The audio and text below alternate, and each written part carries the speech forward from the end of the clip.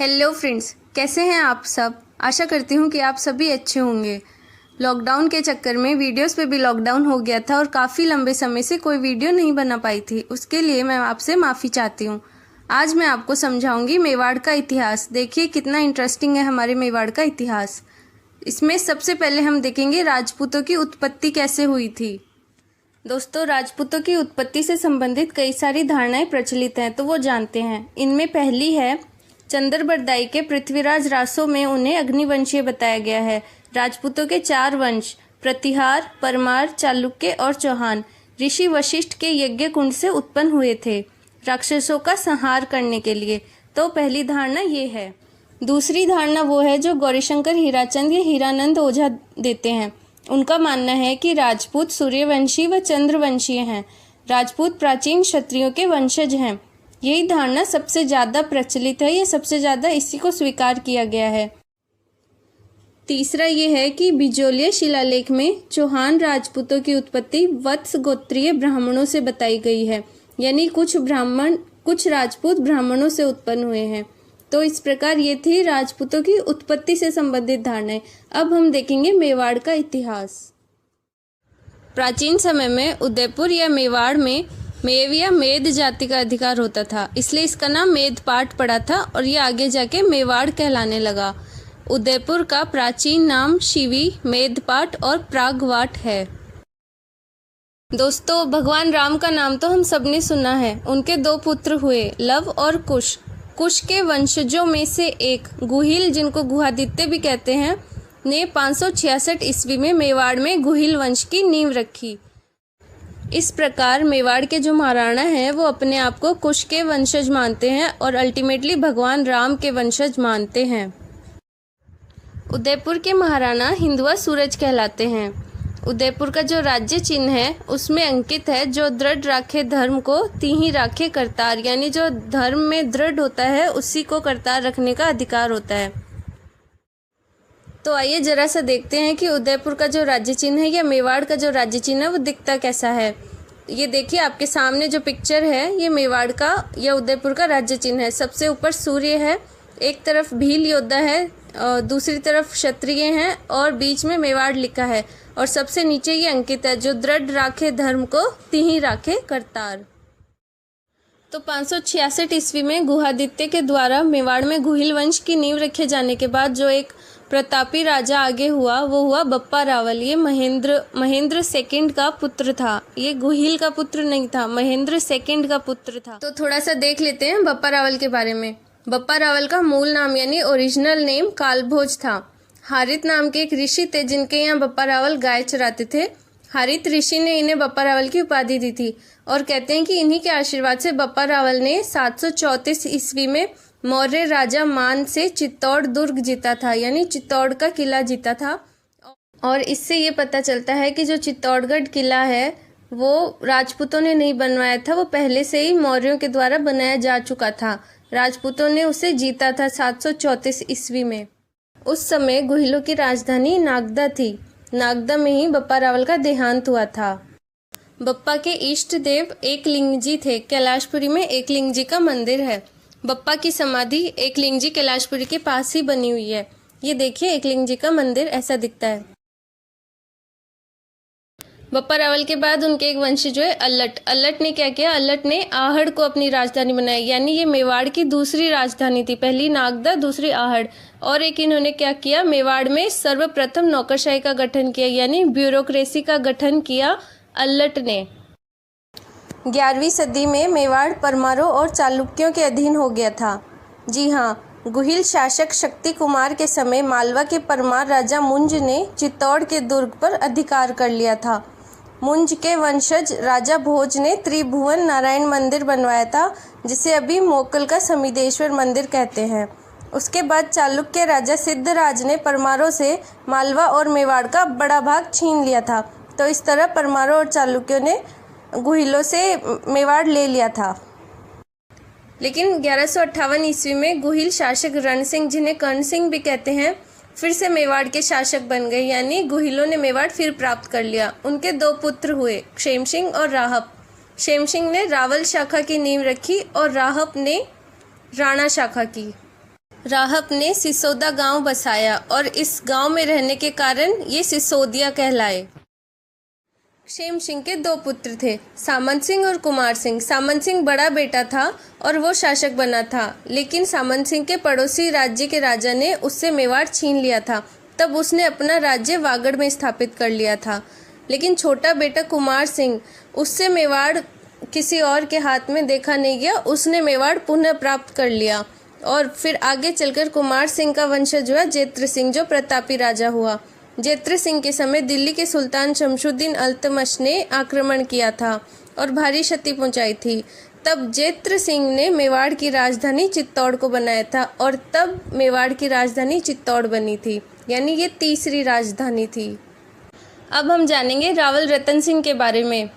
ये तो शाहिद कपूर है, जिन्होंने पद्मावत फिल्म में रावल रतन सिंह का रोल किया था। हम रावल रतन सिंह के बारे में कुछ बातें जानेंगे। दोस्तों, जैसे कि मैंने पहले बताया था, क्षेम सिंह ने रावल शाखा की नींव डाली, यानी क्षेम सिंह ने अपने नाम के आगे रावल लगाना शुरू किया और इसके बाद के जो शासक हुए वो रावल नाम से रावल लगाते थे अपने नाम के आगे। तो हम देख रहे हैं रावल रतन सिंह। जेत्र सिंह हुए थे, उनके वंशज हुए समर सिंह। उनके 2 पुत्र हुए, रतन सिंह और कुंभकर्ण। तो कुंभकर्ण तो नेपाल चला गया और वहाँ पे उसने अपना वंश स्टार्ट किया और रतन सिंह मेवाड़ का नया राजा बना। दोस्तों, रावल रतन सिंह बहुत लंबे समय तक सिंहासन पर नहीं बैठे थे, लेकिन वो जितने भी टाइम तक बैठे थे, उनका जो काल था वो इतिहास में यादगार समय है और बहुत ही इम्पोर्टेंट प्लेस रखता है।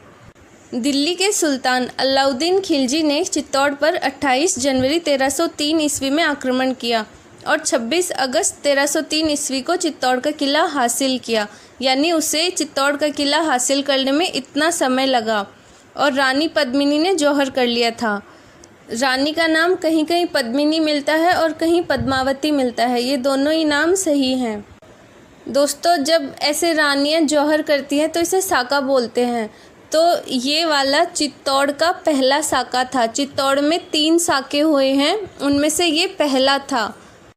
हमें ये जानकारी मलिक मोहम्मद जायसी के पद्मावत से अच्छी तरह से मिलती है। इसमें गौरा और बादल 2 बहुत ही वीर सेनापति थे, उन्होंने वीर गति प्राप्त की। जीतने के बाद खिलजी ने किला अपने पुत्र खिज्न खां को दे दिया था और उसका किले का नाम खिजनाबाद रख दिया था।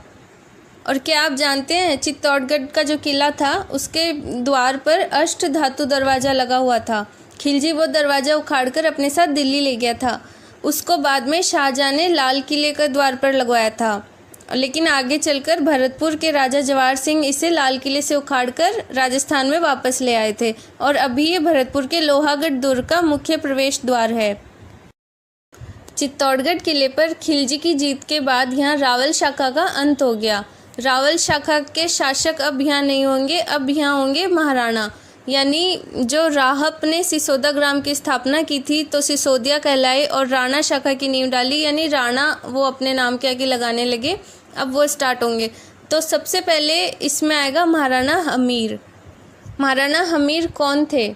1326 ईस्वी में सिसोदिया शाखा के राणा हमीर ने चित्तौड़गढ़ पर वहाँ के राजा जैसा को हराकर फिर से अधिकार कर लिया था। तब से मेवाड़ के शासक महाराणा कहलाने लगे।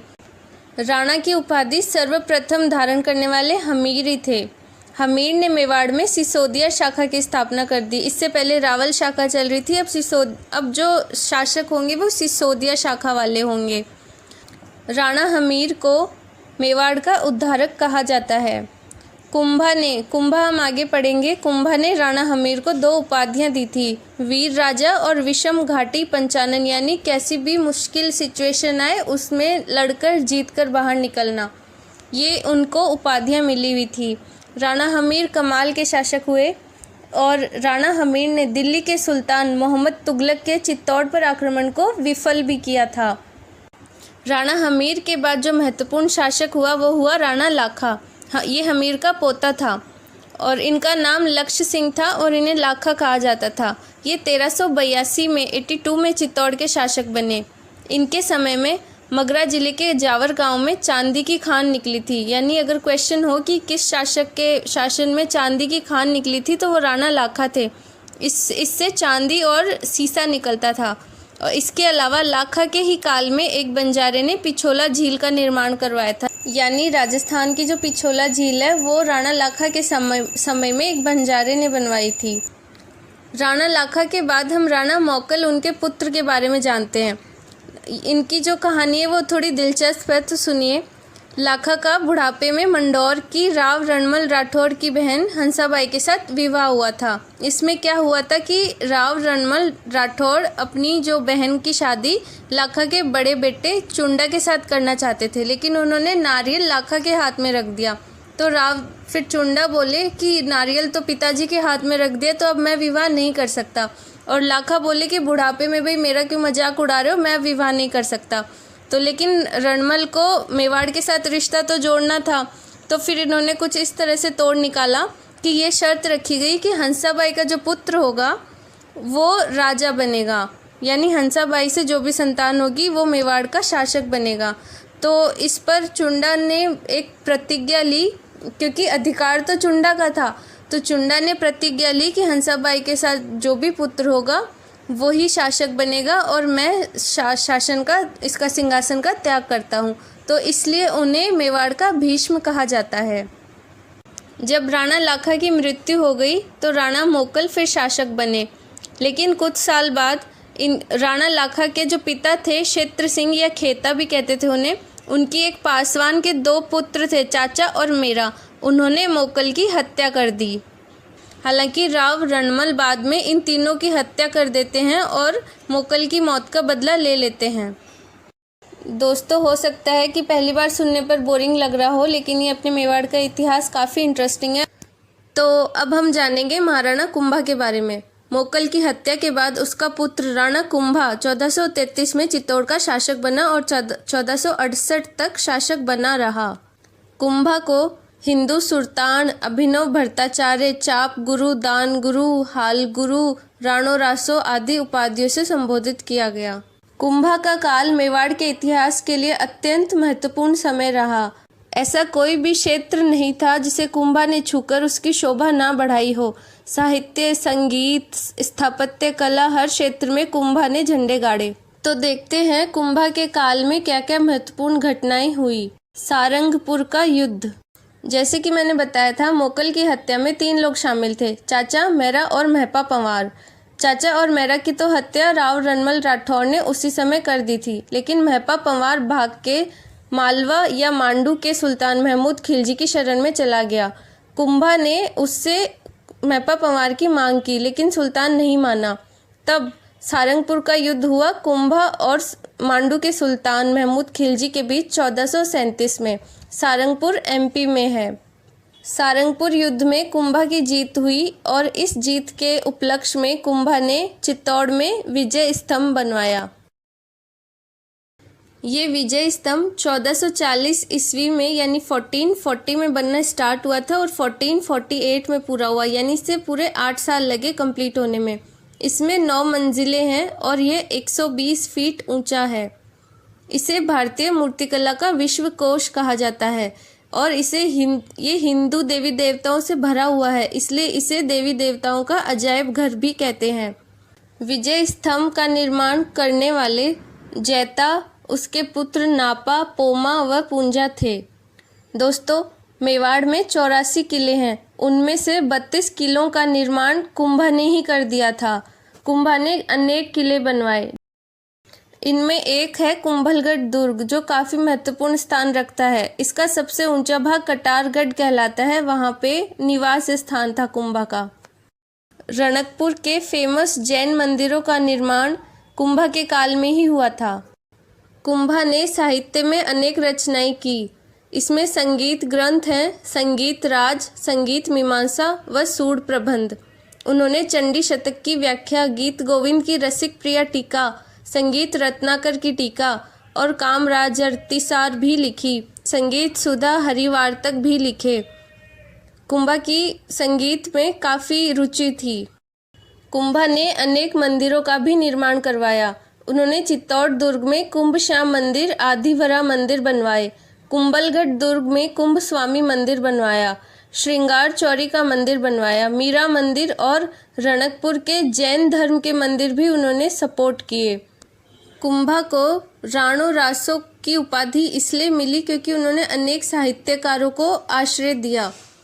उनके दरबार के जो कलाकार हैं उनमें से प्रमुख हैं सारंग व्यास, जो कुंभा के संगीत गुरु थे, श्री कान्ह व्यास, जो कुंभा के सर्वश्रेष्ठ दरबारी कवि थे। इन्होंने एकलिंग महात्म्य की रचना की।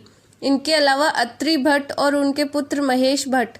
मंडन ने अनेक रचनाएं की। मंडन का अलग से व्याख्यान बनता है। रमाबाई कुंभा की पुत्री और संगीत शास्त्र की ज्ञाता थी। मंडन ने देवता मूर्ति प्रकरण, प्रसाद मंडन, राजवल्लभ, रूप मंडल, वास्तु मंडन, वास्तुशास्त्र, वास्तुसार और रूपावतार की रचना की। मंडन का भाई था नाथा, उसने वास्तु मंजरी। मंडन का पुत्र गोविंद ने कलानिधि की रचना की। इतने महान शासक की मृत्यु कैसे हुई? कुंभा की हत्या उसके पुत्र उदा ने 1468 में कर दी थी। इतनी बात की है तो कुंभा के बारे में एक आखिरी बात और कर लेते हैं। चंपानेर की संधि क्या थी? मालवा के सुल्तान महमूद खिलजी और गुजरात के सुल्तान कुतुबुद्दीन ने कुंभा को हराकर उसका राज्य आपस में बांटने के लिए उस पर एक साथ मिलकर आक्रमण करने के लिए चंपानेर, जो अभी गुजरात में है, में संधि की। ये संधि 1456 में हुई थी, लेकिन वो इसमें विफल हो गए थे, वो ऐसा कर नहीं पाए थे। दोस्तों, अब जिस महाराणा की बारी आती है वो है महाराणा संग्राम सिंह यानी राणा संगा। इनका जीवन काल इतना जोश भरा था कि इनके बारे में बताते हुए मेरे अंदर जोश भर गया है।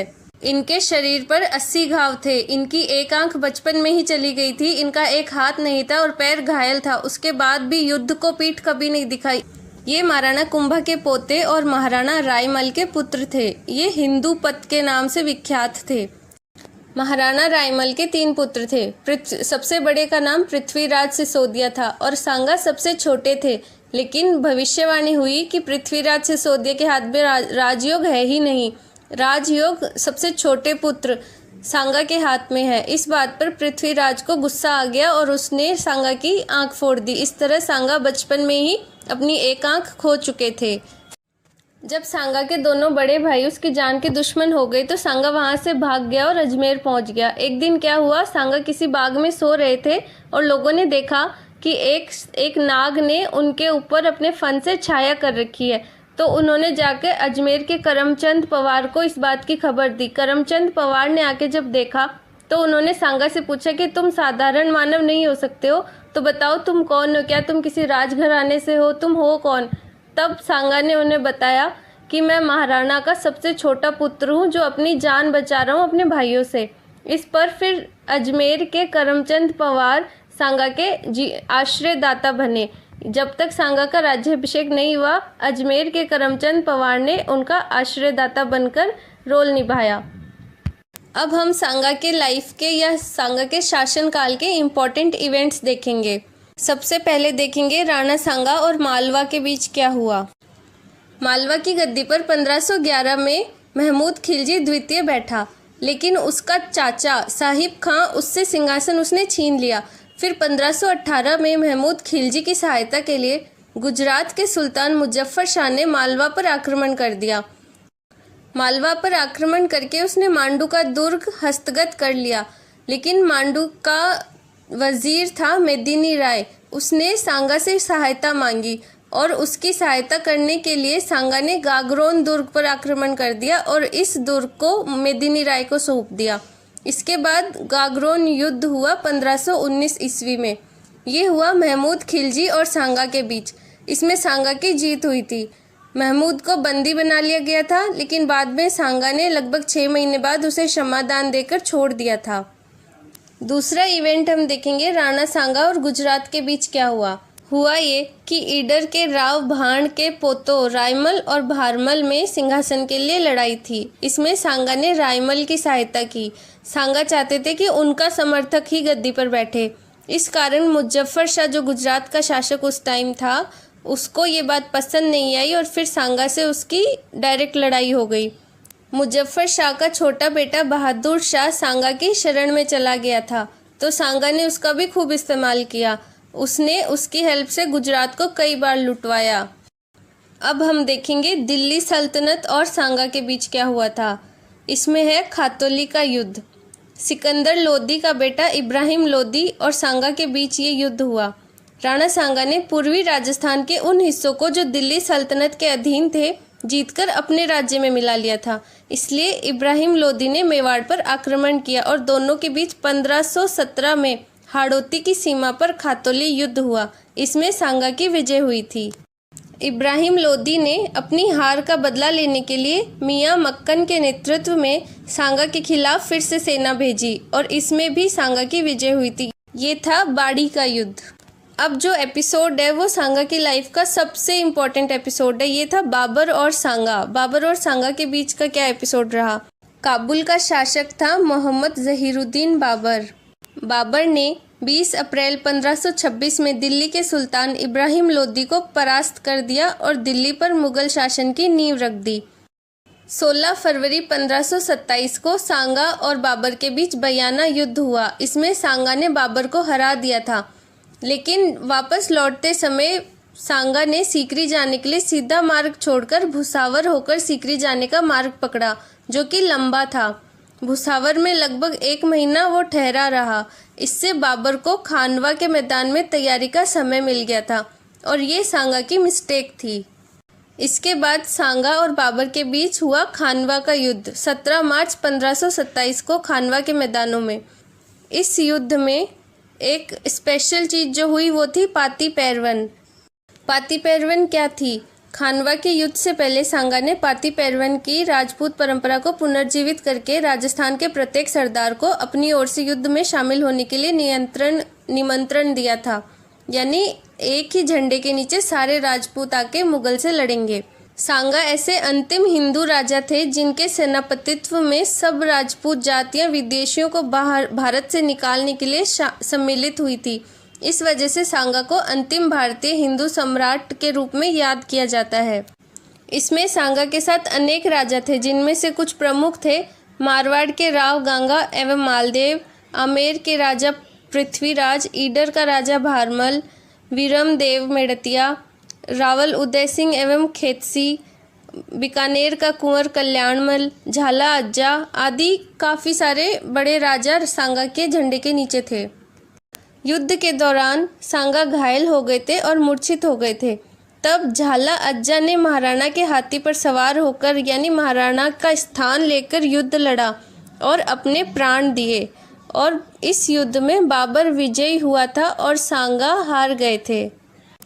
इसके बाद बाबर चंदेरी के लिए आगे बढ़ा तो मेदिनी राय की सहायता के लिए सांगा ने चंदेरी की ओर प्रस्थान किया। मेदिनी राय के सहायता के लिए ही ये सब हो रहा था।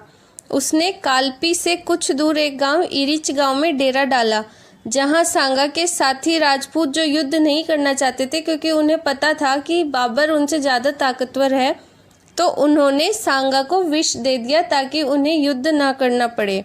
तो अपने साथी राजपूतों द्वारा विष दिए जाने के कारण सांगा की फिर मृत्यु हो गई 30 जनवरी 1528 में कालपी नामक जगह पर। खानवा के युद्ध में सांगा की हार के क्या कारण थे। पहली विजय के बाद तुरंत ही युद्ध ना करके सांगा ने बाबर को अगले युद्ध की तैयारी करने का समय दे दिया था। कैसे। जब वो भुसावर में 1 महीने ठहरा रहा था तब बाबर खानवा के युद्ध की तैयारी कर रहा था। दूसरा, राजपूतों की युद्ध तकनीक पुरानी थी। बाबर गोला बारूद की और तोपों की युद्ध पद्धति लेकर आया था जो राजपूतों के लिए नई थी। एक कारण जिसने राजपूतों को कमज़ोर कर दिया था युद्ध में वो था बाबर की तुलुगमा पद्धति। ये एक नई व्यू रचना थी जिसमें तोपों को सजाया जाता है एक स्पेशल तरीके से। इससे राजपूत अनभिज्ञ थे और वो इसका सामना नहीं कर पाए थे। चौथा कारण था बाबर की सेना के पास तोपें और बंदूकें थी और राजपूत तलवारों से लड़ रहे थे, तो इसलिए भी उनकी हार हो गई। तो ये थे खानवा युद्ध में हारने के कारण। 1528 में सांगा की मृत्यु के बाद चित्तौड़ का राजा बना राणा रतन सिंह, लेकिन रतन सिंह की बूंदी के राजा सूरजमल के साथ लड़ाई में मृत्यु हो गई थी। उसके बाद रतन सिंह का छोटा भाई और सांगा का छोटा बेटा विक्रमादित्य 1531 में राजा बना। उनके समय गुजरात के सुल्तान बहादुर शाह ने सन 1533 में चित्तौड़ पर आक्रमण किया। चित्तौड़ का जब दूसरा साका हुआ तो वो बहादुर शाह के कारण ही हुआ था। इसके बारे में मैं अभी आपको बताने जा रही हूँ। जब सुल्तान बहादुर शाह ने चित्तौड़ पर आक्रमण किया तो विक्रमादित्य की महारानी कर्मवती ने, या कर्मावती, कर्णावती, कुछ भी बोल सकते हो, इनके कई नाम मिलते हैं, हम रानी कर्मवती बोलते हैं। रानी कर्मवती ने बादशाह हुमायूं को राखी भेजकर राखी भाई बनकर सहायता करने के लिए कहा, लेकिन हुमायूं ने सहायता नहीं की। अंततः कर्मवती ने सुल्तान से संधि कर ली। तो उस समय तो सुल्तान चला गया, लेकिन अगले ही साल 1534 ईस्वी में सुल्तान ने फिर से आक्रमण किया। तब महाराणा विक्रमादित्य को तो उनके पुत्र उदय सिंह के साथ बूंदी भेज दिया गया और बहादुर शाह की सेना ने चित्तौड़ को जीत लिया। और उस टाइम हाड़ी रानी कर्मवती ने जौहर किया और ये जो था ये चित्तौड़ का दूसरा साका था। बहादुर शाह के वजह से हाड़ी रानी कर्मवती ने जौहर किया था चित्तौड़ का दूसरा साका। 1534 में हुआ, लेकिन हुमायूं ने तुरंत बहादुर शाह पर हमला कर दिया और उसे भगा दिया था और चित्तौड़ पर राजपूतों ने पुनः अधिकार कर लिया और विक्रमादित्य फिर से चित्तौड़ का शासक बन गया था। उसके बाद क्या हुआ? 1536 में दासीपुत्र बनवीर ने एक रात महाराणा विक्रमादित्य को सोते हुए मार डाला और उदय सिंह को भी मारना चाहता था, लेकिन उनकी स्वामी भक्त थी पन्नाधाय। उसने अपने पुत्र का बलिदान देकर उदय सिंह को बचा लिया। उसने क्या किया, उसका पुत्र भी उदय सिंह की ही लगभग उम्र का था, तो उसने उदय सिंह की जगह पे अपना बेटा सुला दिया था और बनवीर ने उसे ही उदय सिंह समझकर मार डाला था और उसके बाद वो मेवाड़ का स्वामी बनकर राज्य करने लगा। उदय सिंह को लेकर पन्नाधाय कुंभलनेर पहुंची। वहां के किलेदार थे आशा देवपुरा, उन्होंने उन्हें अपने पास रखा। 1537 में कुछ सरदारों ने उदय सिंह को मेवाड़ का स्वामी मानकर कुंभलगढ़ में राज्याभिषेक कर दिया। उसके बाद उदय सिंह ने कुंभलगढ़ से सेना लेकर चित्तौड़ पर चढ़ाई की और बनवीर को मार डाला। 1540 ईस्वी में उदय सिंह चित्तौड़ के स्वामी बने। 1540 में ही उदय सिंह के घर वीर प्रताप, जिन्हें हम महाराणा प्रताप के नाम से जानते हैं, उनका जन्म हुआ। 1559 में महाराणा उदय सिंह ने उदयपुर की नींव रखी। उदय सागर का निर्माण भी करवाया, जो 59 में शुरू हुआ था और 65 में कंप्लीट हुआ। दोस्तों, अब मैं आपको बताऊंगी चित्तौड़ का तीसरा साका। चित्तौड़ का तीसरा साका कैसे हुआ था? 1567 में अकबर ने चित्तौड़ पर आक्रमण किया। महाराणा उदय सिंह के मालवा के पदच्युत शासक राज बहादुर को शरण देना इसका कारण था। उदय सिंह चित्तौड़ की रक्षा का भार राठौड़, जयमल, रावत फत्ता, कल्ला राठौड़ इन पर छोड़ गए और गिरवा की पहाड़ियों में चले गए। सभी बहुत बहादुरी से लड़े थे, लेकिन आखिर अकबर की सेना जीत गई थी और चित्तौड़गढ़ की स्त्रियों ने जौहर किया और यह चित्तौड़ दुर्ग का तीसरा साका था। जयमल और वीर फत्ता की वीरता से मुग्ध होकर अकबर ने आगरा किले के द्वार पर उनकी पत्थर की मूर्तियां लगवाई। कहते हैं कि अकबर उनकी वीरता को देखकर खुश हो गया था और इसलिए उनके सम्मान में उसने ऐसा किया, लेकिन ये सच नहीं है। असल में अकबर नहीं चाहता था कि सारे राजपूत उसके खिलाफ हो जाएं, उससे घृणा करने लगे, क्योंकि उसे सबके साथ रहकर शासन करना था। अकबर ने 25 फरवरी 1568 को चित्तौड़ दुर्ग पर अधिकार किया। महाराणा उदय सिंह का 1572 ईस्वी में गोगुंदा में देहांत हो गया। मेवाड़ में एक से एक महाराणा हुए और अब हम जिस महाराणा के बारे में बात करेंगे उसकी मिसाल आज भी हर घर में दी जाती है। ये थे महाराणा प्रताप। प्रताप का जन्म 9 मई 1540 को हुआ। उनके पिता उदय सिंह और माता जयवंता बाई थी। प्रताप के बचपन का नाम कीका था। ये नाम उन्हें भीलों ने दिया था। प्रताप का जीवन बचपन से ही संघर्ष भरा हो गया था। ऐसे क्यों हुआ? प्रताप सिंह के बड़े पुत्र थे और उत्तराधिकारी भी कायदे से वही थे, लेकिन उदय सिंह ने अपनी दूसरी पत्नी धीरबाई से हुए पुत्र जगमाल को अपना उत्तराधिकारी नियुक्त कर दिया था। इस वजह से प्रताप को भटकना पड़ा। लेकिन प्रताप के समर्थकों ने प्रताप का राज्याभिषेक गोगुंदा में कर दिया। ये एक तरह से राजमहलों की क्रांति थी, क्योंकि पूर्व महाराणा के निर्णय को बदलकर गद्दी पर बैठे हुए महाराणा को हटाया गया था। इसमें जगमाल रूठकर अकबर के पास चला गया। जब प्रताप गद्दी पर बैठे तो उनकी आयु 32 वर्ष हो चुकी थी। पहले गोगुंदा में उनका राज्याभिषेक कर दिया गया था, लेकिन विधिवत प्रताप का राज्याभिषेक समारोह कुंभलगढ़ में मनाया गया। अकबर ने राणा प्रताप को अपने अधीन करने के लिए कई बार प्रयास किया, लेकिन वो एक बार भी सफल नहीं हो पाया। तो अब हम देखते हैं अकबर के वो प्रयास। इसमें पहला है जलाल खान कोर्ची का। जलाल खान कोर्ची को 1572 में अकबर ने प्रताप के पास भेजा, लेकिन जलाल खान कोर्ची को खाली हाथ वापस आना पड़ा। दूसरा है मान सिंह।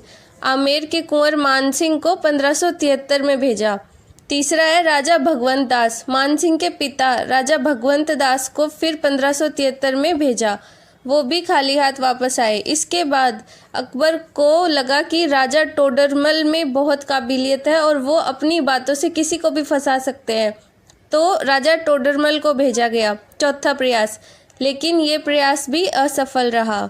अब हम देखते हैं हल्दी घाटी का युद्ध। हल्दी घाटी राजसमंद जिले में है। यहाँ की मिट्टी हल्दी के समान पीली होने के कारण इसका नाम हल्दी घाटी पड़ा है। ये देखिए ऐसी दिखती है आज हल्दी घाटी। इस युद्ध में अकबर की ओर से मान सिंह आए थे। ये मान सिंह के जीवन की पहली लड़ाई थी जिसमें वह स्वयं सेनापति बने थे। फ्रेंड्स, हल्दी घाटी के लिए 2 डेट्स कही जाती है, 18 जून 1576 और 21 जून 1576। इसमें से ज़्यादा सही कौन सी ये तो पता नहीं, लेकिन 18 जून 1576 को ही सही माना जाता है, क्योंकि जो बोर्ड की बुक्स हैं वो 18 जून बोलती हैं। युद्ध में प्रताप घायल हो गए थे और झाला बिद्दा ने उनका स्थान ले लिया। जब प्रताप मैदान से जा रहे थे तो 2 सैनिकों ने उनका पीछा किया, तो प्रताप के छोटे भाई शक्ति सिंह, जो पहले मुगल सेना में थे, उन्होंने प्रताप की जान बचाई। फिर दोनों भाई बलीचा गांव में मिले। वहीं चेतक ने आखिरी सांस ली। चेतक को क्या हुआ था? जब युद्ध में प्रताप लड़ रहे थे और उन्होंने मान सिंह पर हमला किया, तो उनका जो हाथी था उसके सूंड में हथियार छिपा था, जिससे चेतक का पैर घायल हो गया था और पैर में लगे जख्म के कारण चेतक की मृत्यु हो गई थी। हल्दी घाटी का युद्ध जिस दिन शुरू हुआ था उसी दिन दोपहर में मुगलों की जीत के साथ समाप्त हो गया था। प्रताप ने ठीक होकर गुरिल्ला युद्ध यानी छापामार पद्धति से फिर से गोगुंदा पर अधिकार कर लिया था। इसके बाद 4 महीने बाद अकबर ने स्वयं अजमेर से मेवाड़ पर चढ़ाई आरंभ की। उसने नवंबर 1576 में उदयपुर जीता और उसका नाम मोहम्मदाबाद रखा। अकबर ने प्रताप को पकड़ने के लिए 3 बार शाहबाज खां को मेवाड़ भेजा, 1577, 78 और 89 में। तीनों बार वो असफल हुआ। एक महान इंसान थे भामाशाह। वो कौन थे? चुलिया ग्राम में भामाशाह ने प्रताप को काफ़ी धन भेंट किया था और उनकी काफ़ी मदद की थी। भामाशाह को मेवाड़ के रक्षक और दानवीर के रूप में जाना जाता है। उन्हें मेवाड़ का उद्धारक भी कहा जाता है। दोस्तों, हल्दी घाटी युद्ध को मेवाड़ की थर्मोपल्ली कहा जाता है। और अब हम देखेंगे मेवाड़ का मैराथन यानी दिवेर का युद्ध। दिवेर का युद्ध 1582 में हुआ था। कहा जाता है कि इस युद्ध में महाराणा प्रताप ने मुगलों के सेनापति को घोड़े सहित तलवार के एक ही वार से 2 हिस्सों में काट दिया था। महाराणा प्रताप ने मेवाड़ की भूमि को मुक्त कराने के लिए अभियान दिवेर से प्रारंभ किया। दिवेर वर्तमान में राजसमंद जिले में है। दिवेर के शाही थाने का मुख्तार सम्राट अकबर का काका सुल्तान खान था।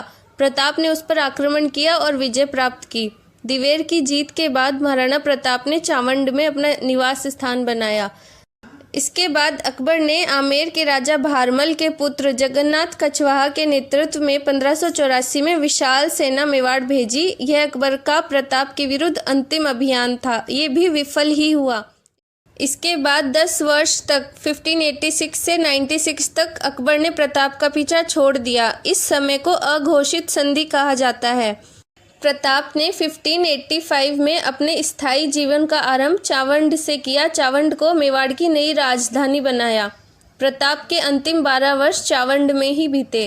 प्रताप के उत्तराधिकारी महाराणा अमर सिंह के राजकाज के प्रारंभिक 16 वर्ष चावंड में ही बीते। 19 जनवरी 1597 को प्रताप का चावंड में देहांत हो गया। अब आते हैं अमर सिंह, जो प्रताप के उत्तराधिकारी थे।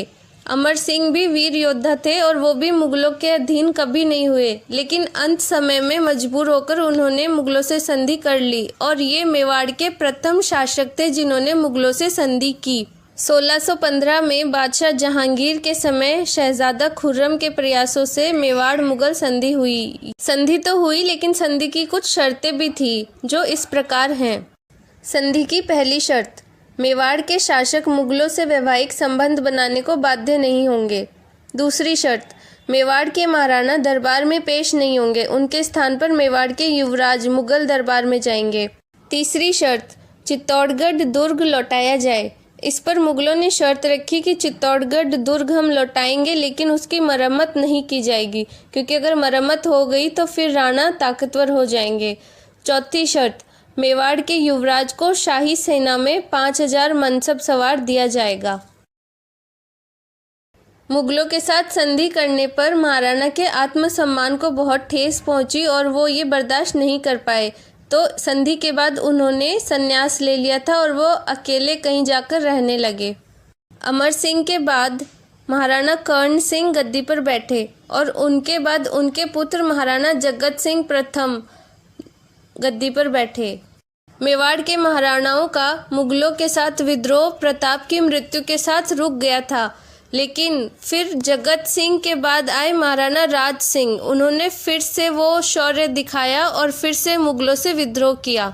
जगत सिंह का पुत्र राज सिंह वीर और साहसी था। उसने चित्तौड़ के किले की मरम्मत करवाई और बादशाह औरंगजेब के हिंदुओं पर जजिया लगाने, मूर्तियां तोड़वाने आदि अत्याचारों का प्रबल विरोध किया। महाराणा राज सिंह के काल में जो सबसे इम्पोर्टेंट एपिसोड रहा वो एपिसोड रहा चारुमती से विवाह। किशनगढ़ के राजा रूप सिंह की पुत्री चारुमती से उसकी इच्छा के विरुद्ध बादशाह औरंगजेब से रिश्ता हुआ था। तब उसने राज सिंह को पत्र लिखा कि उसके धर्म की रक्षा करने के लिए वो उससे शादी कर ले। तब राज सिंह ने औरंगजेब के खिलाफ जाकर चारुमती से विवाह किया। जब राज सिंह को चारुमती से विवाह करने के लिए जाना था, उसी टाइम औरंगजेब ने आक्रमण कर दिया था। तब औरंगजेब से युद्ध करने के लिए राज सिंह ने रतन सिंह चुंडावत को बुलाया। यही वो घटना है जिस वक्त एक क्षत्राणी ने अपने हाथों से अपना सर काट कर दे दिया था। नई नई शादी हुए चुंडावत का युद्ध में मन नहीं लग रहा था। तब उसने अपनी रानी से उसकी कोई निशानी मंगवाई। तब बूंदी की पुत्री सलह कंवर हाड़ी रानी ने अपना सर काट के निशानी के रूप में दे दिया और इसके लिए कवि मेघराज मुकुल ने सेनानी नाम से कविता लिखी है। इन्हीं के लिए कहा जाता है कि चुंडावत मांगी सेनानी, सिर काट दे दियो क्षत्राणी। महाराणा राज सिंह के बाद उनके पुत्र जय सिंह का राज्याभिषेक हुआ। जय सिंह ने जयसम्मत झील बनवाई। इस झील में 2 बड़े टापू हैं, बाबा का मगरा और पायरी। यहाँ मीना लोग रहते हैं। जय सिंह के बाद हुए महाराणा अमर सिंह द्वितीय। इन्होंने अपनी पुत्री का विवाह जयपुर के महाराजा सवाई जय सिंह से किया था। इनके बाद संग्राम सिंह द्वितीय हुए। इन्होंने मराठों के विरुद्ध राजस्थान के राजपूतों को संगठित करने हेतु हुरड़ा सम्मेलन आयोजित करने की योजना बनाई थी, परंतु इससे पहले ही उनका देहांत हो गया था। उनके बाद जगत सिंह द्वितीय ने 1734 में हुरड़ा सम्मेलन का आयोजन किया, जो एक शक्तिशाली मराठा विरोधी मंच बना था, लेकिन बाद में निजी स्वार्थों के कारण असफल हो गया था। जगत सिंह द्वितीय ने पिछोला झील में जगत निवास महल बनवाया। अंत में हम देखते हैं महाराणा भीम सिंह। महाराणा भीम सिंह के काल में कृष्णा कुमारी विवाद हुआ। महाराणा भीम सिंह की पुत्री कृष्णा कुमारी के विवाह को लेकर जयपुर और जोधपुर में संघर्ष हुआ। भीम सिंह ने अपनी पुत्री का रिश्ता जोधपुर नरेश भीम सिंह से तय किया, परंतु विवाह से पूर्व उनकी मृत्यु हो गई। इसके कारण जयपुर नरेश जगत सिंह से रिश्ता कर दिया। इस पर जोधपुर के शासक मान सिंह को ऐतराज हो गया। उनका कहना था कि रिश्ता जोधपुर से तय हुआ है तो विवाह उन्हीं से होना चाहिए।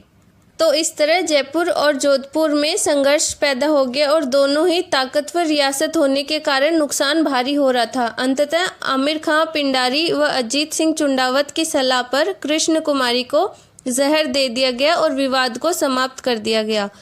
उसके बाद 1818 ईस्वी में महाराणा भीम सिंह ने ईस्ट इंडिया कंपनी से अधीनस्थ सहयोग यानी सबऑर्डिनेट अलायंस के तहत संधि कर ली और मारवाड़ ने भी 1818 ईस्वी में EIC से संधि कर ली, यानी ईस्ट इंडिया कंपनी से संधि कर ली। और इस तरह मेवाड़ का इतिहास समाप्त होता है।